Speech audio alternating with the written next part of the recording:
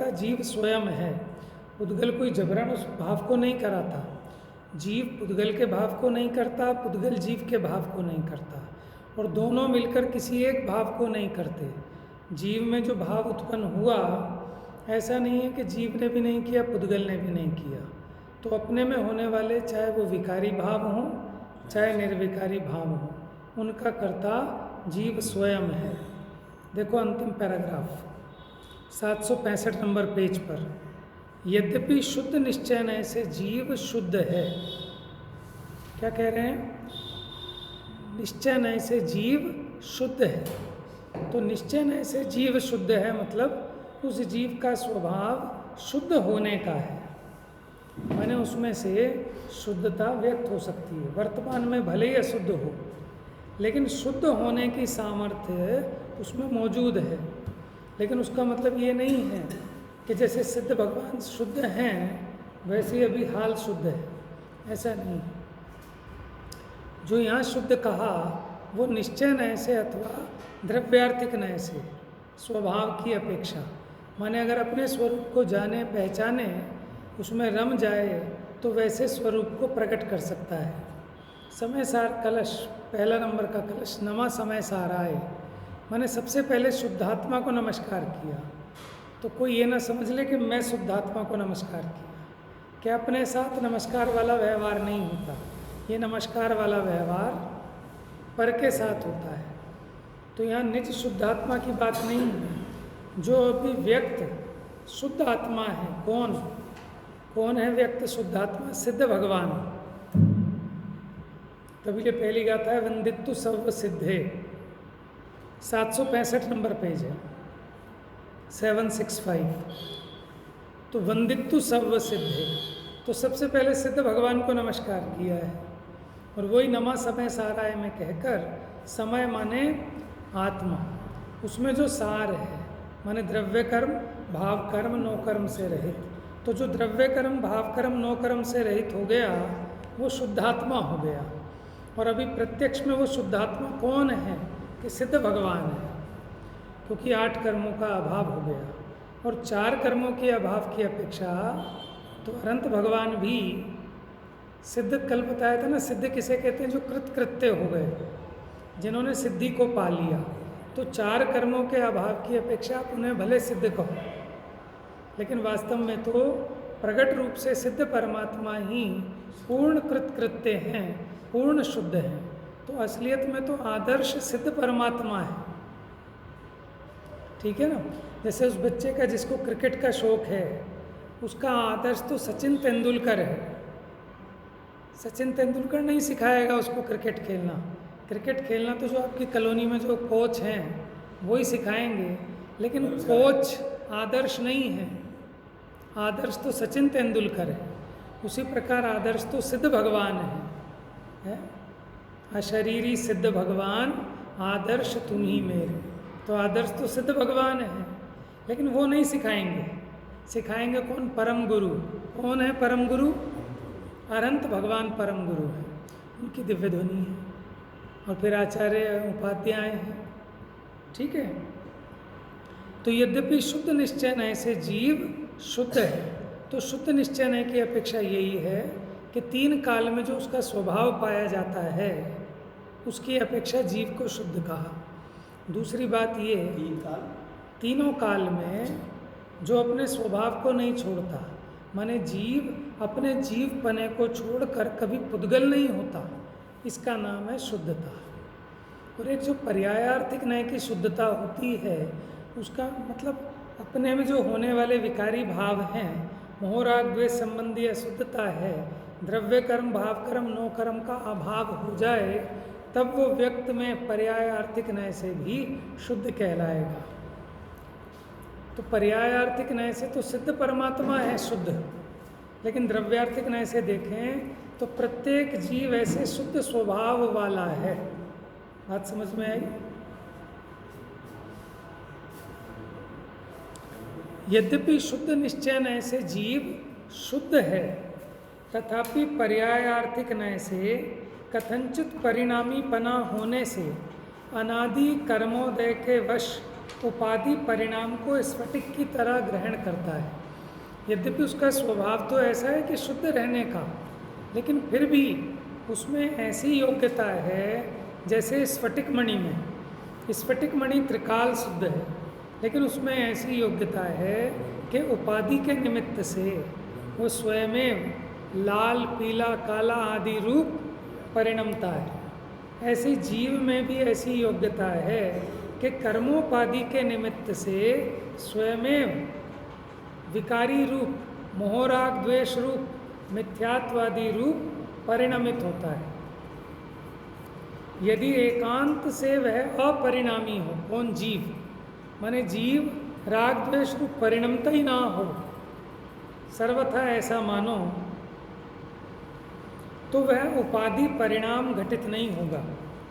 स्फटिक पाषाण में जपा पुष्प की उपाधि रूप परिणमन करने की शक्ति होने से स्फटिक में जपा पुष्प के निमित्त से उपाधि उत्पन्न होती है।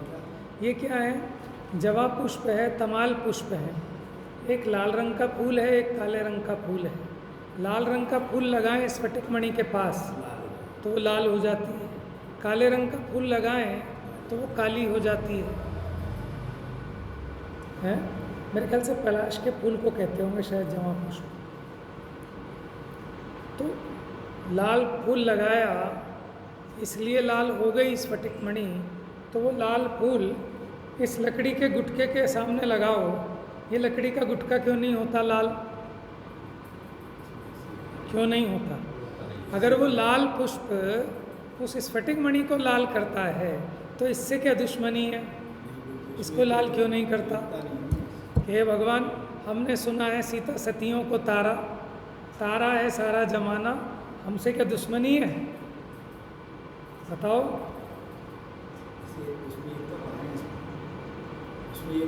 हाँ, ये हुई ना बात कि भैया इसमें योग्यता नहीं है, स्फटिक मणि में योग्यता है, तो काम अपनी योग्यता से होता है, लेकिन वो योग्यता ऐसी है कि जब वैसा योग्य निमित्त बनेगा तब उसकी वो योग्यता की व्यक्ति होती है।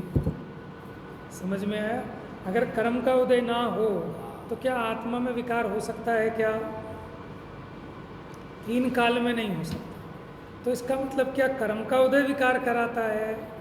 कि अगर कर्म का उदय विकार कराता हो तो जड़ को भी करा दे, उद्गल को भी करा दे, कि नहीं? जिसमें उस रूप होने की योग्यता होती है। तो सीता में तरने की योग्यता थी तो वो तारने में निमित्त हुए। समझ में आया? तो अभी हमारी योग्यता नहीं है, भगवान तो क्या करें? भगवान भी उसी की मदद करते हैं जो स्वयं अपनी मदद करते हैं। ठीक है, तभी उपचार से कहने में आता है।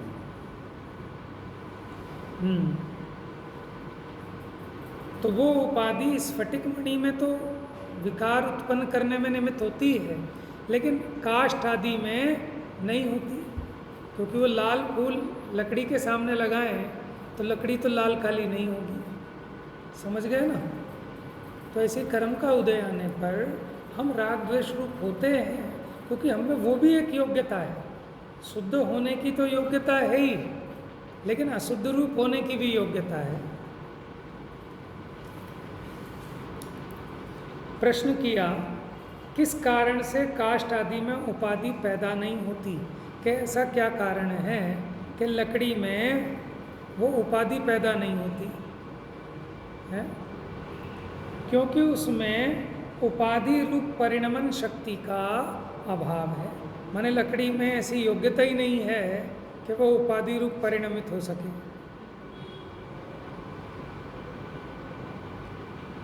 इस प्रकार यदि द्रव्य मिथ्यात्व प्रकृति एकांत रूप से करता नहीं है, माने वो जो कर्म की प्रकृति है वो कोई जबरन आपको विकार नहीं करा सकती।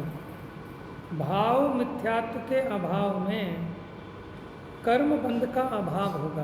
माने अगर जीव अपने परिणाम में मिथ्यात्व भाव नहीं करेगा तो फिर कर्म भी नहीं बंधेगा, और कर्म नहीं बंधेगा तो संसार भी सिद्ध नहीं होगा, जो कि प्रत्यक्ष विरुद्ध है। इस प्रकार व्याख्यान रूप से तीसरे स्थल में 5 गाथाएं पूरी हुई। अब आइए 332 से 344, कितनी गाथाएं हैं ये? 13 क्योंकि 332वीं भी शामिल है। ठीक है, पढ़ेगा था। अब यहाँ यही कहेंगे कि जो ऐसा मानता है कि आत्मा सर्वथा अकर्ता है, वो तो सांख्यमती है, वो जिन मत से बाहर है। ठीक है, देखो, कम में ही दु अन्नाणी किज्जदिनाणी तहेव कम में हिम, कम में ही सुवा विज्जति जगदा विज्जत है कम में हिम। हिंदी पढ़ेंगे साथ साथ, हिंदी की पद्यानुवाद अगले पेज पे है 767 पर। कर्म ही करे अज्ञानी त्यों ही ज्ञानी भी कर्म ही करे, कर्म ही सुलाते जीव को त्यों कर्म ही। तो आप कहोगे देखो लिखा तो है इसमें, कर्म ही जीव को अज्ञानी बनाते हैं, कर्म ही जीव को ज्ञानी बनाते हैं, कर्म ही जीव को जगाते हैं, कर्म ही जीव को सुलाते हैं। तो सही बात है, ये सही बात है क्या? आप कहोगे लिखी तो है, देखो मूल गाथा में लिखी है, इसलिए अधूरी एक गाथा नहीं पढ़ना, पूरी 13 गाथा पढ़ना, तब समझ में आएगा। देखो प्राकृत में वापस आओ। कम में ही दु अन्नाणी, के कर्म ही अज्ञानी करता है, नाणी तहेव कम में हिम, इधर इधर इधर लाल वाली पीछे पीछे, नाणी तहेव कम में ही, उसी प्रकार ज्ञानी भी कर्म करता है। कम ही सुवा विज्जति, माने सुलाता है, जगा विज्जति जगाता है। ठीक है, आगे देखो, कम में ही सुहा विज्जति दुखा विज्जति तहेव कम में हिम, कम में ही अमिच्छतम निज्जति निज्जति असंचमम चेव। अरु कर्म ही करते सुखी, कर्म ही दुखी जीव को करे, कर्म ही करे मिथ्यात्वित्यों ही असंयमी। देखो, ज्ञानावरण कर्म के उदय से अज्ञानी होता है, ज्ञानावरण का क्षोक्षम हुआ तो उतना ज्ञानी हुआ। निद्रा कर्म के तीव्र उदय में सोता है, निद्रा कर्म का मंद उदय हो तो जागता है। उसी प्रकार साता वेदनीय के उदय में सुखी होता है, असाता वेदनीय के उदय से दुखी होता है। मिथ्यात्व कर्म के उदय से मिथ्या दृष्टि होता है, और असंयमी माने जीव के अभिकसाय चारित्र मोहनीय का तीव्र उदय हो तो असंयमी होता है।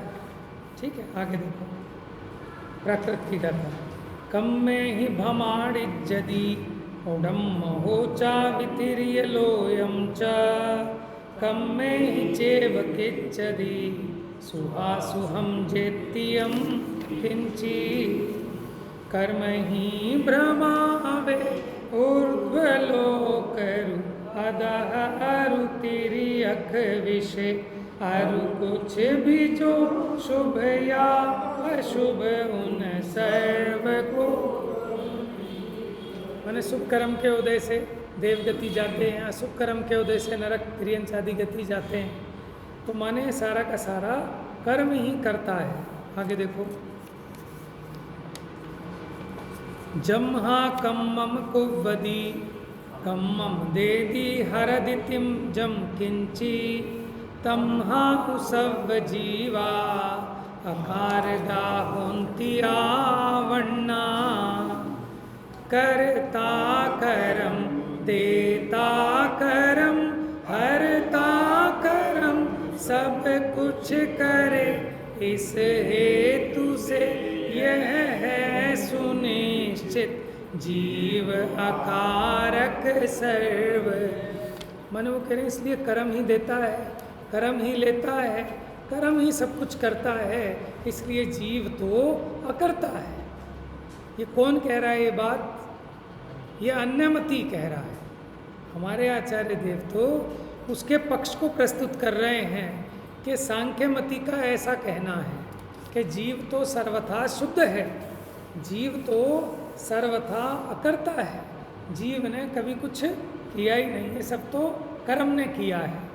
तो ऐसा किसका कहना है? सांख्यमती, मिथ्या दृष्टि का। ये चौथी नंबर की गाथा में ये डेट बताया, संपत्ति कह रहा है ये बात, कर्म ही करता है सारी गाथा। अभी बताया नहीं, अभी आगे बताएंगे। ये तो मैं बता रहा हूँ आपको। 335 नंबर की गाथा में कह रहे हैं कर्म देता कर्म लेता, कर्म ही सब कुछ करता है। तो इससे पक्का हो गया कि जीव अकर्ता है, माने जीव ने आज तक कुछ नहीं किया। जीव ने मोह नहीं किया, राग नहीं किया, द्वेष नहीं किया, इच्छा नहीं की, विकार नहीं किया। ठीक है, अभी अधूरी बात है, बीच में कोई सो ना जाए, भूल ना जाए, इसलिए बीच बीच में बता दिया कि ये बात आचार्य देव नहीं कह रहे, इसका तो निषेध करना है। लेकिन जिसका निषेध करना है पहले उसकी बात को जमाना भी तो पड़ेगा, उसकी बात को सुनना तो पड़ेगा ना, वो क्या कह रहा है। कि भैया वो ये बात कहता है लेकिन ये बात संभव नहीं है। देखो, थोड़ी अल्टा पलटी की मेहनत होगी तो इससे बुद्धि भी थोड़ी जागृत रहती है ना। इधर ध्यान रखना है, फिर उधर ध्यान रखना है। देखो लाल वाली गाथाओं पे आ जाओ। है पूरी सिद्धिया हिलासी इत्थि कम्मम च पुरुष महिल सदी, ऐसा आयरिय परम परागदा एरसी दुसुदी। तुम कर्म इच्छे नारी को, स्त्री कर्म इच्छे पुरुष को, ऐसी श्रुति आचार्य देव परंपरा अवतीर्ण। श्रुति कहते हैं कही सुनी हुई बात, कि ऐसा आचार्यों की परंपरा से सुनने में आया है कि एक होता है पुरुष वेद कर्म, एक होता है स्त्री वेद कर्म। पुरुष वेद कर्म क्या करता है कि स्त्री की अभिलाषा कराए वो पुरुष वेद कर्म, और पुरुष की अभिलाषा उत्पन्न करे वो स्त्री वेद कर्म। तो इसने क्या समझ लिया कि कर्म ही अभिलाषा कराता है। मैं तो ब्रह्म स्वरूप हूँ, लेकिन वो पुरुष कर्म का उदय होता है तो स्त्री की इच्छा उत्पन्न होती है, स्त्री कर्म का उदय हो तो पुरुष की इच्छा। मैं तो कुछ नहीं करता। आइए आगे। तमहाणों को विजीवो अबंभचारी दुअम्ह उपदेशे, जम्हा कम्मम चेवही कम्मम अहिल सदी भणिदम। इस रीत कर्म ही कर्म को इच्छे कहा है शास्त्र में, अब्रह्मचारियो नहीं को जीव हम उप। वो कहते हैं कर्म ही कर्म की इच्छा करता है, ये जीव कभी इच्छा नहीं करता, इसलिए जीव कभी अब्रह्मचारी होता ही नहीं। जीव तो सदैव ब्रह्मचारी है। क्यों? क्योंकि वो कभी स्त्री की इच्छा नहीं करता, क्योंकि स्त्री की इच्छा तो पुरुष वेद कर्म करता है? आगे देखो।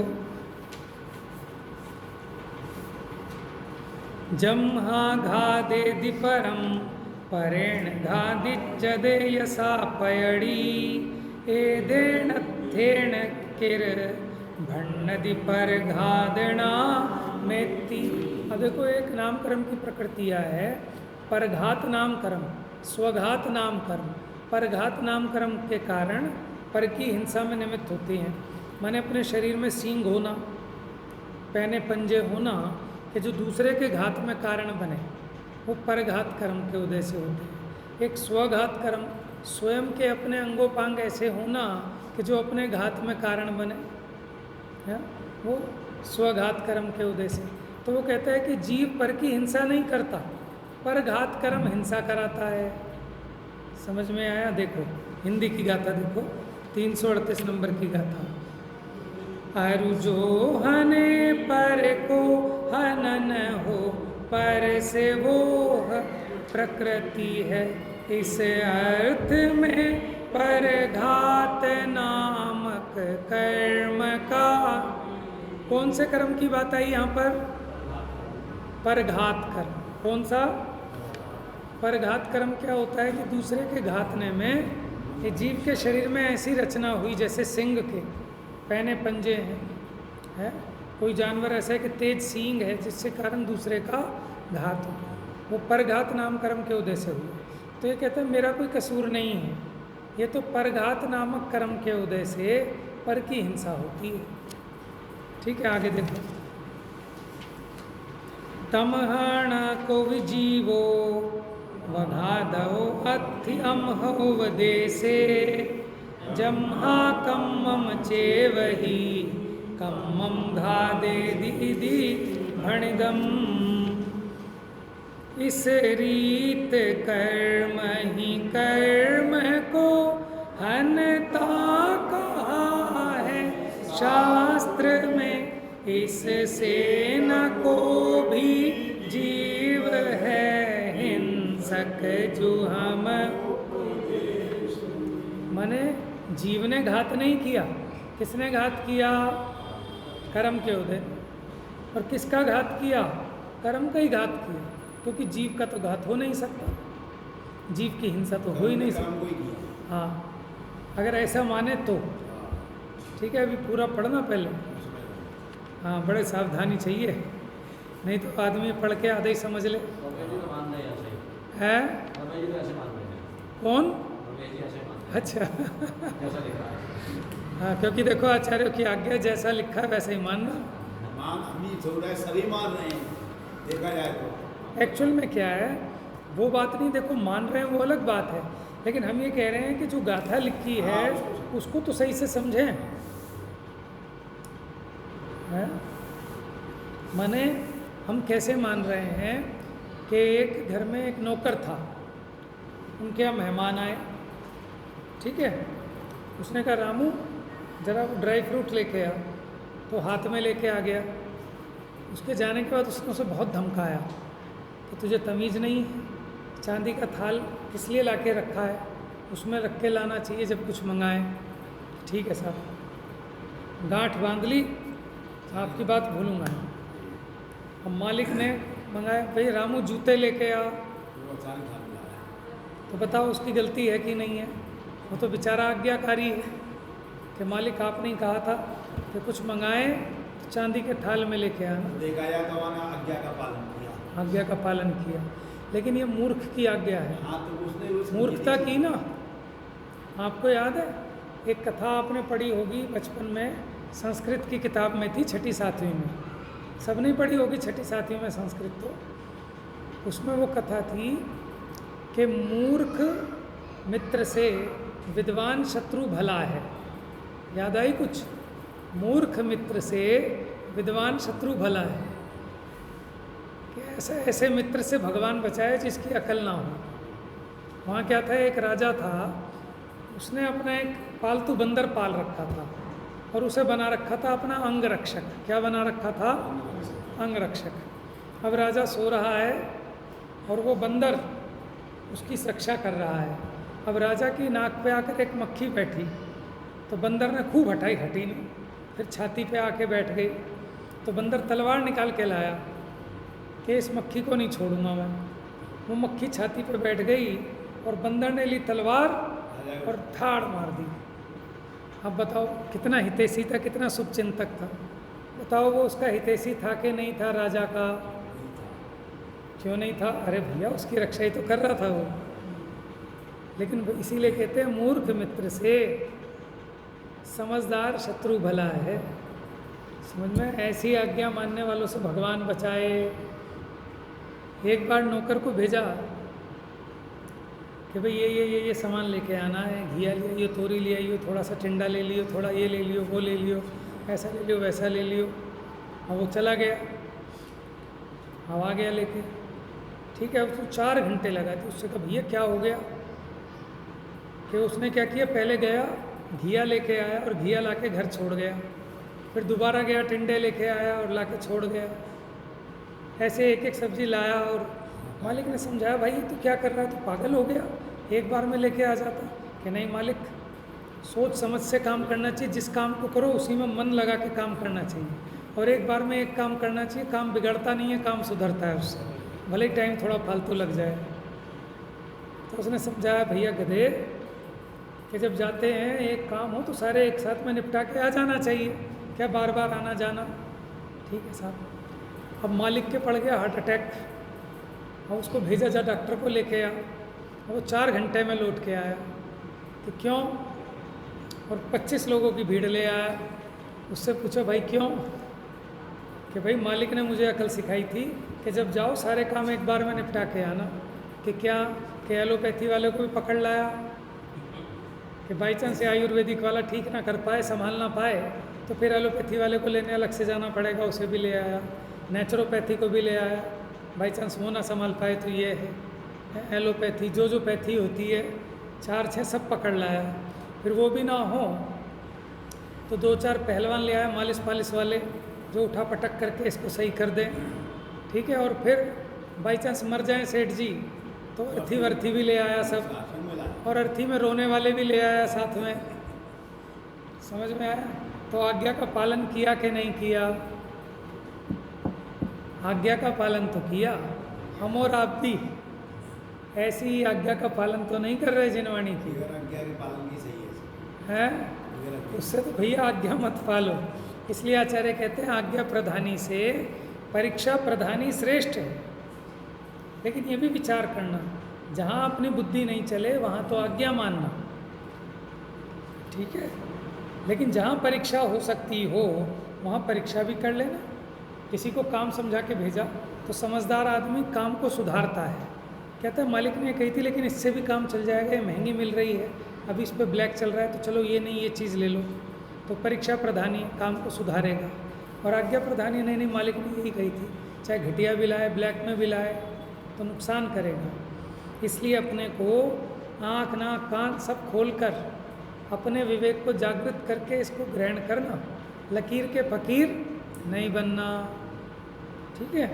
अभी ये सारी की सारी बात चल रही है कि सांख्य मति का क्या कहना है। ये जिनवाणी नहीं कह रही, जिनवाणी उसकी बात को कह रही है कि सांख्य मति ये कहता है कि कर्म ही सब कुछ करते हैं, मैं तो शुद्ध परमात्मा हूँ, मैं तो अकर्ता हूँ। ठीक है, आगे देखो।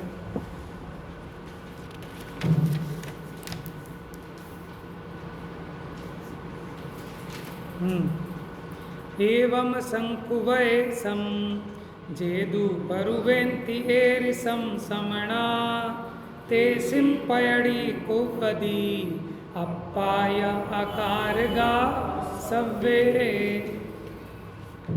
340 नंबर। यो सांख्य का उपदेश ऐसा जो श्रमण वर्णन करे, उसे मत से सब प्रकृति करे, जीव तो अकारक। अगर कोई मुनिराज ऐसा ये सांख्य मतियों का उपदेश करता है, ये सांख्य मतियों का उपदेश है जो अब तक हमने पढ़ा। अगर कोई श्रमण इस प्रकार सांख्य मतियों का उपदेश करता है तो उसके मत में ये जीव के समस्त भावों को प्रकृति करती है? और जीव तो अकर्ता है सर्वथा। आगे देखो। एवा मन्नसि मध्यम अप्पा अप्पाणमप्पणो कुणदी एसो मिच्छ सहावो तुम एयं मुणन्तस् अथवा तुमाने आत्मा मेरा स्व आत्मा को करे, तो ये जो तुझ मंतव्य भी मिथ्या स्वभाव ही। हाँ, और अगर तू ऐसा मानता है कि मेरे आत्मा को करता है, तो ये जो तेरी मान्यता थी वो सब मिथ्या साबित हो गई, झूठी हो गई। आगे देखो। अप्पाणिच्चो संख्ये जपदे सो देसी दो दुसमयम ही न विसो सक्कति तत्तो हीनो अहियो युकादुंजे। जीवन नित्य है त्यो है असंख्य प्रदेश दर्शित समय में उससे न उसको हीन त्यों ही न अधिक कोई। देखो, जीव नित्य है, उसी प्रकार असंख्यात प्रदेशी भी है, इसलिए उसको कोई भी कम या अधिक नहीं कर सकता। आगे देखो, जीवस जीवरूवम वित्थर दो जान लोग में तमखू तत्तो सो किम हीणो अहियो यक हम कुणदी दवम। विस्तार से जीव रूप जीव का लोक मात्र प्रमाण है, क्या उससे ही इन रूप।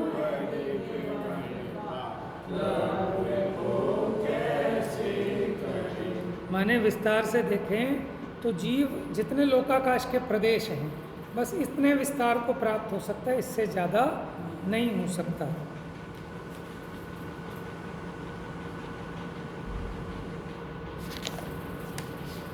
जान गो दुभावो नाण सहावेण अच्छदेति मदम तमहाण वियप्पापयम तु स्वयमप्पणो गुणदी। माने तु ज्ञायक भाव तो ज्ञान स्वभावे स्थित रहे, तो यो भी आत्मा स्वयं निज आत्मा को।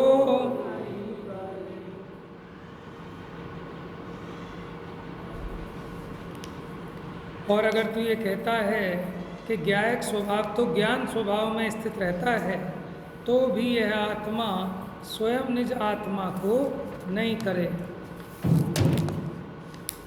यदि ज्ञायक भाव तो ज्ञान स्वभाव से स्थित रहता है, ऐसा माना जाए, तो इससे भी आत्मा स्वयं अपने आत्मा को नहीं करता, यह सिद्ध होगा। माने सारी की सारी मान्यताएं जो सांख्यमती मानता है एकांत से, तो वो मिथ्या साबित होती हैं। आप ये कहो ना सर्वथा कि मैं तो ज्ञान स्वभाव में ही रहता हूँ हमेशा, तो ज्ञान स्वभाव में रहता है तो ये अज्ञान किसने किया फिर? कि कर्म ने किया होगा, मैं तो ज्ञानी हूँ। तो ये बात ऐसे नहीं बनती। यहाँ जो बात कहते हैं वो अपेक्षा से कहते हैं कि यानी ज्ञान स्वभाव को नहीं छोड़ा, माने जड़ नहीं हो गया, लेकिन अपने ज्ञान स्वभाव को भूला तो है ना अनादि से, तो उसको भूला तो अपने में अज्ञान रूप दशा, मोह राग द्वेष रूप दशा, ये जीव का स्वयं का अपराध है। तो जीव की जिम्मेदारी भी है कि इस अज्ञान को मिटाकर ज्ञान रूप दशा प्रकट करे।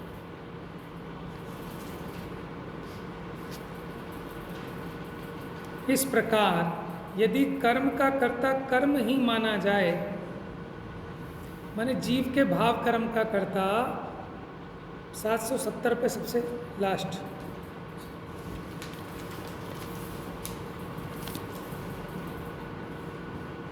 यदि कर्म का कर्ता कर्म ही माना जाए, माने जीव के भाव रूपी कर्म को करने वाला पुद्गल कर्म को माने, तो स्यादवाद के साथ विरोध आता है। इसलिए आत्मा को अज्ञान अवस्था में कथनचित अपने अज्ञान भावरूप कर्म का कर्ता मानना चाहिए, जिससे स्यादवाद के साथ विरोध नहीं आता। आइए सीधे टीका देखते हैं। 771 नंबर पेज 771। यहाँ पूर्व पक्ष इस प्रकार है। पूर्व पक्ष किसे कहते हैं? माने जो सामने वाला प्रतिवादी है, पहले उसकी बात को रख रहे हैं कि उसने क्या कहा। कोर्ट में भी जब कोई डिसीजन दिया जाता है तो उसमें कहते हैं कि भाई फर्स्ट पार्टी की ये अपील थी, अब उसके बाद सेकंड पार्टी ने ये तर्क दिया, फिर लास्ट में अब डिसीज़न ये दिया जाता है। समझ में आया? तो माने देखो, अध्यात्म में ही एक दर्शन की शाखा है। दर्शन क्या होता है कि अन्य मिथ्या मतों का खंडन करना, ये भी अध्यात्म का काम है। अध्यात्म में सिद्धांत भी आता है, दर्शन यानी न्याय भी आता है। तो अभी न्याय संबंधी चर्चा चल रही है, जहाँ मिथ्या मतों का खंडन होगा और अपने स्वमत का मंडन होगा। देखिए, कर्म ही आत्मा को अज्ञानी करता है। बताओ कौन सा कर्म अज्ञानी करता है? कर्म का नाम बताओ। अज्ञानी, अज्ञानी ऐसा कोई कर्म है 8 कर्मों में जो ज्ञान पे आवरण डाले? ज्ञानावरण ही। समझ में आया? और मिथ्या ज्ञान अगर देखें तो मिथ्यात्व कर्म, क्योंकि ज्ञानावरण नामक कर्म के उदय के बिना उसकी अनुपत्ति है। माने अगर ज्ञानावरणी कर्म का उदय ना हो तो अज्ञान नहीं हो सकता। कर्म ही आत्मा को ज्ञानी करता है। कैसे? कि वो ज्ञानावरण कर्म का जब क्षयोपशम हुआ, उघाड़ हुआ, ठीक है, तभी तो ज्ञान प्रकट होगा। उसके बिना ज्ञान प्रकट होने की अनुपपत्ति है। उपपत्ति माने होता है सिद्धि और अनुपपत्ति माने असिद्धि। फिर से बताओ। उपपत्ति माने सिद्धि और अनुपपत्ति माने असिद्धि। अच्छा, उत्पत्ति और उपपत्ति इसमें क्या अंतर है? उत्पत्ति और उपपत्ति। उत्पत्ति तो माने उत्पन्न होना। हाँ, और उपपत्ति माने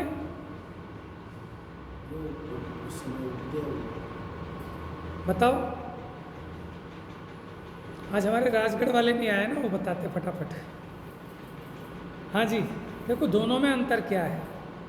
उत्पत्ति तो होता है कि जो चीज़ है नहीं उसको उत्पन्न करना, लेकिन वस्तु स्वभाव में कुछ भी उत्पन्न नहीं करना, सब बना बनाया है, अनादि अनंत है सब द्रव्य। उपपत्ति माने उसकी सिर्फ सिद्धि करनी है। कहाँ सिद्धि करनी है? अपने ज्ञान में। वस्तु तो जैसी है वैसी है, वस्तु में कोई फेरफार नहीं करनी। इसलिए आचार्य देव ने यहाँ उत्पत्ति नहीं लिखा, उपपत्ति लिखा है। हम जब वो रेखा गणित पढ़ते थे, एक होता था अंक गणित, एक रेखा गणित जिसमें उल्टी पुल्टी लकीरें खिंचवाते थे फुट्टा और प्रकार लेके। उसमें जितनी भी थ्योरम सिद्ध करनी होती थी उसमें लिखा होता था उपपत्ति। अब हमें ये समझ में नहीं आता था, पता नहीं है बेवकूफ़ है कि हमारे मास्टर जी बेवकूफ़ हैं। शब्द तो होता है उत्पत्ति, हिंदी साहित्य में तो हमने कहीं नहीं पढ़ा उपपत्ति, लेकिन हम रट लिया सबने, लिख के वही आते थे उपपत्ति। वो उपपत्ति इसलिए कि वहाँ ये तो सिद्ध है कि क्या सिद्ध है कि अगर कोई त्रिभुज है तो उसके तीनों कोनों का जोड़ 180 डिग्री होता है। वो तो होता ही है, ठीक है। तुम कितने त्रिभुज बना के नाप लेना, तीनों का जोड़ 180 आएगा। लेकिन अब हमें क्या करना है? 180 लाना नहीं है कि 180 क्यों आता है, इस बात को तर्क से, लॉजिक से, युक्ति से सिद्ध करना है। इसलिए उसका नाम है उपपत्ति, यानी सिद्धि करनी है। और सिद्धि कहाँ करनी है? अपने ज्ञान में। और आपके ज्ञान में सिद्धि हो गई, इस बात को बताने के लिए पर्चे पे भी लिख के बताना है, ताकि मास्टर के ज्ञान में भी इस बात की सिद्धि हो जाए कि ये जो बालक है इसके ज्ञान में इस बात की सिद्धि हो गई, ताकि नंबर दे दे फिर। तो इसलिए जगत में कोई पदार्थ उत्पन्न नहीं करना, बनाना नहीं, सब अपनी वस्तु व्यवस्था में चल रहे हैं। अव्यवस्थित बना अपने ज्ञान में है, तो अपने ज्ञान को व्यवस्थित करना है। तो उस चीज़ को अपने ज्ञान में व्यवस्थित करना, इसके लिए यहाँ का उपपत्ति, सिद्धि। और उसके बिना उस बात की सिद्धि नहीं होती। किसके बिना? कि ज्ञानावरणी कर्म के उदय के बिना अज्ञान नहीं हो सकता। ज्ञानावरणी कर्म के क्षयोपशम के बिना ज्ञान नहीं हो सकता। इसी प्रकार अब सब कर्मों पे लगा के बताएंगे कि निद्रा कर्म के उदय से नींद आती है, निद्रा कर्म का जब मंद उदय हो तब ये नींद खुलती है, परघात कर्म के उदय से ऐसे हिंसा होती है, ठीक है।